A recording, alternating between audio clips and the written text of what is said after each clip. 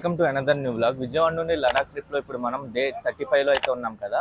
Present ఇప్పుడు మా ప్రయాణం వచ్చేసి మా అమృత్సర్ నుండి ఢిల్లీ వరకు అయితే వెళ్తున్నాము.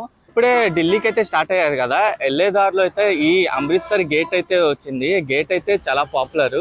గేట్ల పరంగా ఏంటంటే రాజస్థాన్ లో గేట్లు ఉంటాయి చాలానే. ఆ గేట్లు బాగా పాపులర్ అన్నమాట. అవి కాకుండా ఇంకా పాపులర్ అని అంటే ఈ అమృత్సర్ గేటే. మీరు సోషల్ మీడియాలో చాలా చోట్ల చూసుంటారు ఈ గేట్ అనేది. చూడండి ఎంత పెద్దదిగా ఉందో గేట్ అయితే. ఎంట్రీ గేట్ అసలు చాలా బాగుంది, చాలా పెద్దదిగా ఉంది గేట్ అయితే. ఇప్పుడే ఒక ప్లేస్ దగ్గరికి అయితే వచ్చాము. వెళ్ళే దారిలోనే ఈ ప్లేస్ అయితే ఉంది. కర్తర్పూర్ అనే ఊరు దగ్గర అయితే ఉంది. ఆ జలంధర్ కి దగ్గరలో, జలంధర్ అనే సిటీకి దగ్గరలో అయితే ఉంది. ఇది ఒక మెమోరియల్ అన్నమాట.